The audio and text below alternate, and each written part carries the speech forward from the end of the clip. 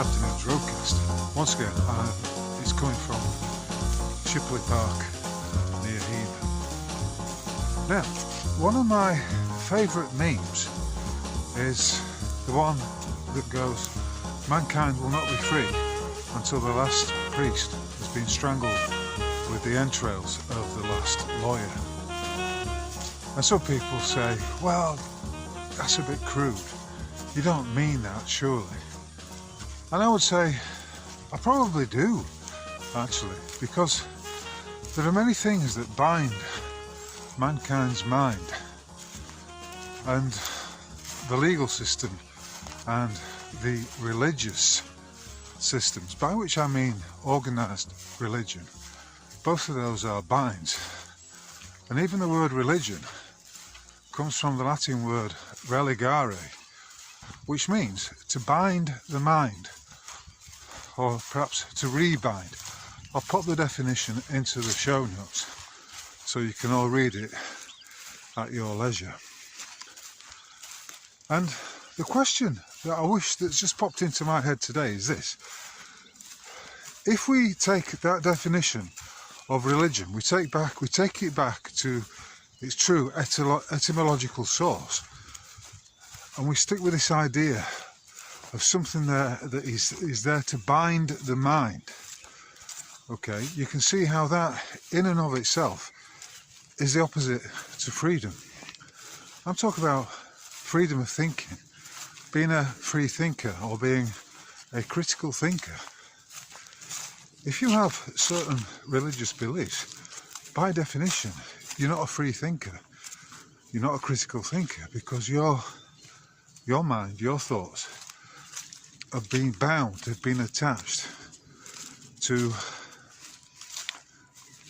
a way of thinking, if you like, that binds the mind, that literally holds it in its thrall to the point where you can't really see beyond the confines of that religion, or should I say, that religious belief.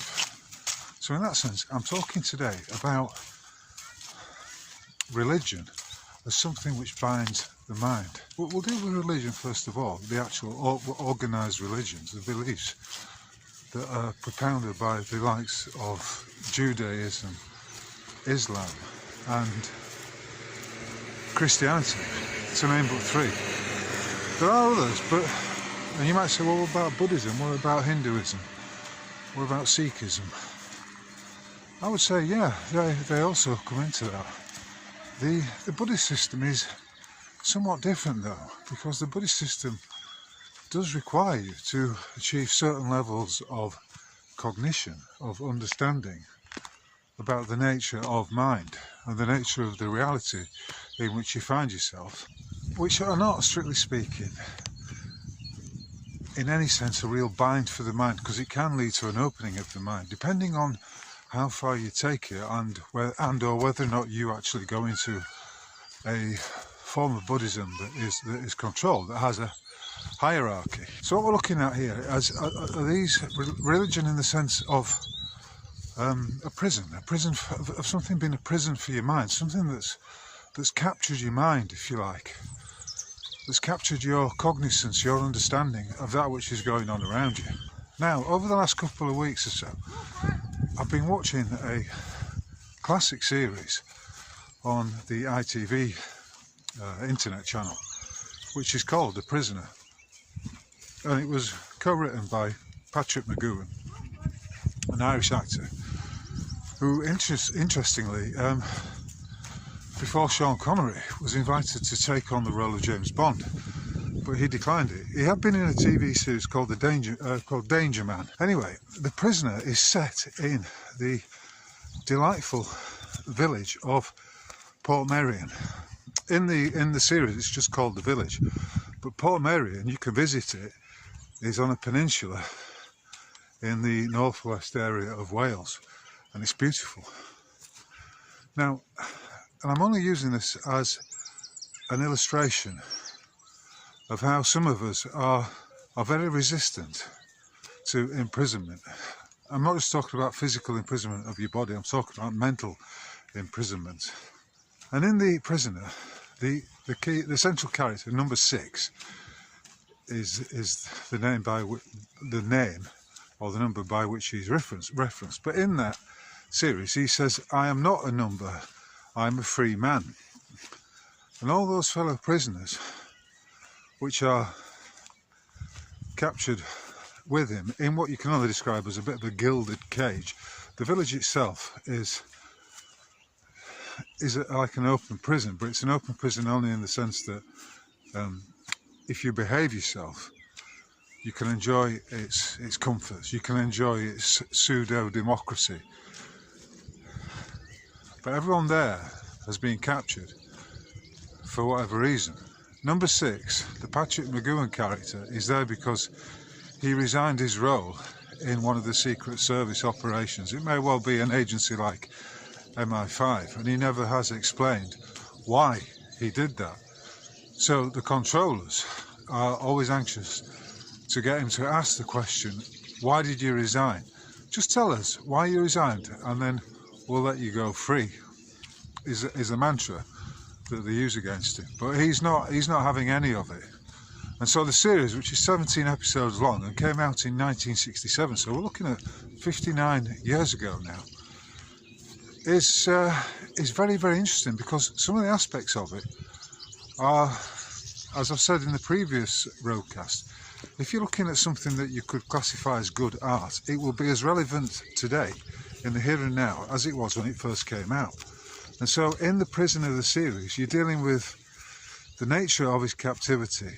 You've got examples of brainwashing, of drugging him to try and get him to break. You've got him trying to escape the confines of the village, only to be invariably recaptured. You've got double agents at play. You've got Orwellian doublespeak, slogans, language that is designed to discombobulate the mind, and all the tricks of the trade. You've got constant surveillance. You've got a system of credit whereby the individual can go and he can earn credits by behaving himself and go and spend them in the village shop. And you've got all the while his fellow inmates who each have a number like him, and who are, you might say, demonstrably barking mad. They've fallen for the trap, I suppose. They've just gone into the easy life. They've just willingly and passively accepted their lot. And their lot, when it boils down to it, is not very big at all. It's set on a beautiful peninsula, and I suppose there's a number of motifs which do illustrate it. And one of the icons that it does have is a concrete ship which is moored to the pier. Another of the icons is the surveillance room, which has in it frequently you will see a penny farthing bicycle. That is one of the icons of the Prisoner series. But in that control room, you have constant surveillance, not unlike what the individual has to suffer in 1984 by George Orwell. It's almost like, someone's watching you through a one-way mirror all the time and listening in on your conversations, and the various techniques to get into the prisoner's mind, to convince him that he should behave, that he should accept his lot. But the Patrick McGoohan character resists it. The whole series, which is 17 episodes long, is fantastic, I have to say. It's really well shot. The scripts are interesting, and the whole premise is absolutely captivating. And you might think, well, why are you mentioning this? Well, I'm talking about the word religion, the capture of the mind, the binding of the mind. And this is the ultimate game of the controllers in this realm, in the here and now. And there are many ways to do it. An organised religion is but one of those. I would argue any organised religion that constantly brainwashes you into believing that you are superior to any other peoples on earth, that you are one of God's chosen people, is dangerous. It's not only dangerous for the believer in that false concept, it's also dangerous for those who come into contact with these individuals who believe it. And how interesting it is that both, well, not both, but Freemasonry, Islam and Judaism each propound the view that those who are outside their religion are in some way inferior, the unwashed, the uninitiated, the goyim, which, as we know, is an insult used by those of the followers of the Talmud to describe the non-believers, those who are not born into the cult. And it is a cult, you know. There are certain hidden aspects to it that you are required to engage in if you are to be a member of said cult. One, that your mother has to have been Jewish, and another one, if you're a boy, you have to be circumcised. And how interesting it is that in Islam, the practice of male genital mutilation is also encouraged. But of course there are other religions, and money is another religion. Many people believe in the magical qualities of money. They don't know where it comes from, they don't know how it's issued or who controls it, yet somehow they believe in its godlike qualities, its godlike abilities. And people who are obsessed with making money, you know, or of saving money, of accumulating wealth, are not only avaricious, but they're also trapped in a religious state. Their mentality is being captured, if you like. Similarly, a belief in the state, in the government, in the deep state, in the government, shall we say, whether it be local or national or international, a belief in its qualities and in its powers, its magical structures and abilities, and its authority, is another religious mindset. And it's a dangerous religion. Some would call it, like Larkin Rose, they call it statism. But ultimately it's predicated on the might is right principle. For instance, that everyone has to pay taxes. It's all for the greater good. All for the greater good. Listen to that expression. Think about it. Because anyone that uses it is invariably trying to get you into collectivist mindset, trying to bind your mind. You know, I used to belong to that cult, if you like, because I did take the view that taxation, for instance, was a fair system. But when it boils down to it, if you decide you don't want to pay those taxes to that criminal organisation, then they will use force against you. They may even lock you up. You will be arrested, your body will be arrested, and you will be put in a prison cell behind bars.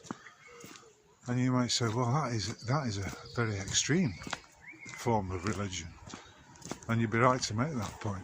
Isn't it interesting right now that I don't know, I'm going to call him a madman because I believe that's what he is. The madman, the orange man known as Donald J. Trump, who, as far as I'm concerned, is completely off his rocker, is being backed by a White House, a cadre of staff and politicians who falsely believe that he's been appointed by Jesus to lead what is a holy war against Islam in the Middle East, and specifically that this somehow magically gives him the right to send in various aircraft carriers, missile launchers and the rest of it to bomb the country formerly known as Persia, on the false notion that somehow Iran is the aggressor and is a threat to the it's a threat to the hegemony of the West, specifically the hegemony of Israel. It's all divide and rule, you know. It's all part of the Hegelian dialectic. In fact, you could argue convincingly that the very existence of the Rothschild fiefdom known as Israel is designed to create conflict, because why else would you seek to create a false state in the middle of that area, which is surrounded largely by not exclusively, but largely by Muslim countries. Then we've got the warmonger, Tony Blair, who's advocating that the UK, remember, is a corporate entity, that the UK join in and also take part in the bombing of Persia. Hold on a minute, Blair. Aren't you supposed to be the Middle East peace envoy? You see, everything is 180 degrees from the truth. And of course, this constant brainwashing, this brain rinsing, never ends. Always going on in one form or another. I mean, you could also say that the education system is another form of religion, because it is dependent upon the erroneous belief that those teachers and the controllers, the ministers of the education system, are somehow authoritative figures who have the ability to pass on knowledge to you that is truthful. And as we know, the opposite of that is invariably the case. You know, football is often described as a religion, and I suppose it would satisfy the requirements in that it does bind the mind, that it can be all-consuming for the individual football fan, and that there's certain esoteric and hypnotic and distractional qualities that the game possesses. You know, I'm talking about the professional game. I don't see anything wrong with playing a sport, with partaking of a sport. It's just that when you move into the so-called levels of professional football, it becomes very corporate, and you've got the magic money coming into it, the accumulation of wealth. So what, you might say, is the antidote to each of these religions? The antidote is, as Patrick McGoohan makes clear in The Prisoner, is to be a free thinker, is to be a critical thinker, and not to accept anything that anyone or any structure or any agency of control is trying to get you to believe in. Question everything. Remember, schools are in the business of teaching you what to think instead of how to think. Anyway, by way of illustration of what a rogue I can be and have been for many years, I'm going to put up a slide that shows you the village in which the action of the Prisoner TV series takes place. And I'm going to give you a little anecdote from about 2001 or 2002. In the summer of, I'm going to go with 2002, I went with my dear old friend Richard, who I've known since 1991, that's 35 years ago. We went on a camping holiday to Harloch, which is in North Wales. We decided that we would go and visit Portmeirion, the village where the prisoner is set. Now, you can visit the place, and I think last time I checked, it was £11 for an adult to pay to go and visit and have a look round the village and spend the day there. And I would recommend it because it is a most interesting place, fascinating place, in fact, curious and very eccentric. In fact, you can even get, I don't wish to sound like I'm advertising or promoting Portmeirion, but you can go and you can rent accommodation there. You can go and stay there for a weekend or maybe a week. But it's set on the peninsula, and it's like right on the coastline. And I got it into my head that I was going to do the opposite to what the Patrick McGoohan character did, namely the opposite to what Number 6 was attempting to do in every episode, which was to escape. And what do I mean by that? Well, it was my aim to break in to Portmeirion. So my friend Richard drove in to the village and paid the parking fee and the admission fee. And meanwhile, I went along the peninsula, and luckily the tide was out, and I found a wall and a way in. So I actually scaled this wall and found myself in a garden just on the edge of the village. And from there, I went through a series of, there was some difficult climbs, but I did manage to actually break into the village. And I thought, well, as I look back on it now, I think, well, that just demonstrates what a contrarian bastard you can be, Michael. And you might say, yeah, that certainly is the case. But that is one of the reasons why I'm a bit of a rogue and a bit of an errant in the system. So yeah, that was the day that I broke in to the village. In the series, number 6 can never quite escape, and when he does get on the verge of escaping, there's this big white balloon thing called Rover, which will track down any and all of those who do try and escape the confines of the village, and it lands on them and presses. It's like a rubberized ball that presses into their faces and disables them, so they can be then taken away by the fellows who are working for the control system, which is overseen by the ever-changing number 2. But the question that does remain hanging after every episode, because number 2, the controller, is always changing. It's always a different character. The question is, who is number 1? And that is the point which I'm going to leave you with today. Who is number 1?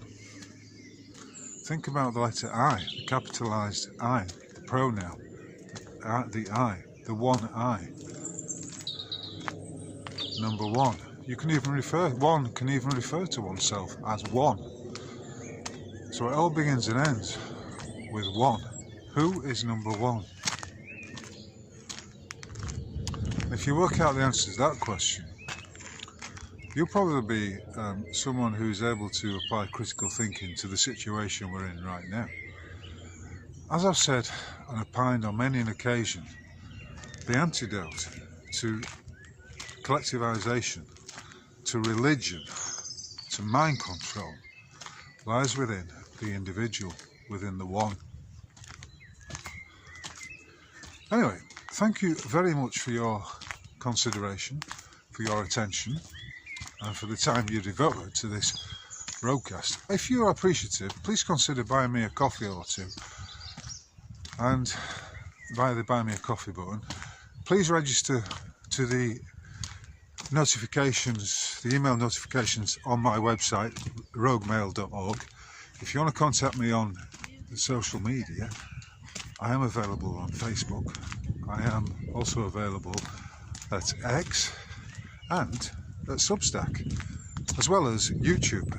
And in addition, I have now got a Telegram channel which I've set up, and this is largely in response to the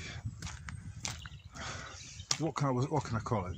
The gross, unmerited censorship that I've been subjected to by Elon Musk's X platform, which has me falsely identified as an anti-Semite, simply on the basis that I criticise the financial system, and I also criticise the religion of those who follow the Talmud, namely the Jewish religion.